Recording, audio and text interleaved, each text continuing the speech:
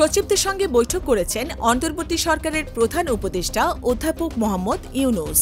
গত ৪ August doctor ইউনূসের নেতৃত্বাধীন অন্তর্বর্তীকালীন সরকার গঠনের পর এই প্রথমবারের মতো সচিবদের সঙ্গে বৈঠক করলেন সরকার প্রধান।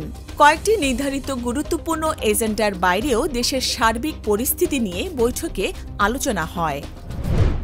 আলাদা দুটি হত্যা মামলায় সাবেক ২ আইজিপি চৌধুরী আবদুল্লাহ আল মামুন ও KM শহীদুল হকের রিমান্ড মঞ্জুর করেছে আদালত।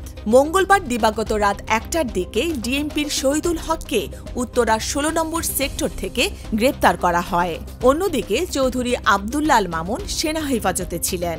ছাত্র জনতার মিছিলে পুলিশের গুলিতে রাজধানী মোহাম্মদপুরের মুদি দোকানি আবু সাইদ হত্যা মামলায় চৌধুরী আবদুল্লাহ আল মামুন ৮ দিনের রিমান্ড এবং রাজধানী নিউ মার্কেটের ব্যবসায়ী আবদুল্লাহ ওয়াদুদ হত্যা মামলায় ৭ দিনের রিমান্ড মঞ্জুর করেছেন আদালত।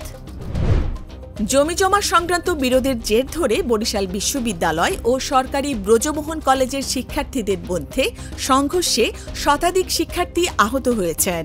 এদের মধ্যে ৮৪ জনকে শেরেবাংলা মেডিকেল কলেজ হাসপাতালে ভর্তি করা হয়েছে।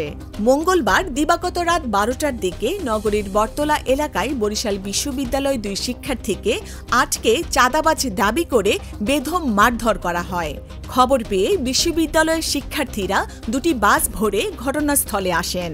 সেখানে যাওয়ার সঙ্গে সঙ্গে বিএম কলেজের শিক্ষার্থীরা লাঠিসোঁটা ও ধারালো অস্ত্র নিয়ে হামলা চালায়। এ সময় বরিশাল বিশ্ববিদ্যালয়ের শিক্ষার্থীরা প্রতিরোধ গড়তে চাইলে সংঘর্ষ বাধে।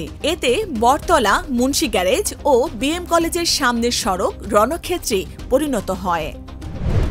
পশ্চিমবঙ্গের মুখ্যমন্ত্রী মমতা বন্দ্যোপাধ্যায়ের পদত্যাগ এবং আরজিকর হাসপাতালের নারী চিকিৎসক ধর্ষণের পর হত্যার বিচার দাবিতে কলকাতায় প্রতিবাদ মিছিল করছে বামফ্রন্ট। এ ঘটনার তদন্ত করে অবিলম্বে দোষী ব্যক্তিদের খুঁজে বের করে শাস্তির দাবি জানিয়েছে তারা। মঙ্গলবার প্রতিবাদ মিছিলে বামফ্রন্টের শরিক দল ও সাধারণ মানুষ যোগ দেন। রাজাবাজার থেকে শুরু করে আরজিকর হাসপাতালের কাছে শ্যামবাজারে গিয়ে শেষ হয় মিছিল। ইংলিশ চ্যানেল পাড়ি দিয়ে যুক্তরাজ্যে পৌঁছানোর সময় ফরাসি উপকূলে অভিবাসন প্রত্যাশীদের নিয়ে একটি নৌকা ডুবে গেছে। এ ঘটনায় ১২ জন অভিবাসন প্রত্যাশীর মৃত্যু হয়েছে।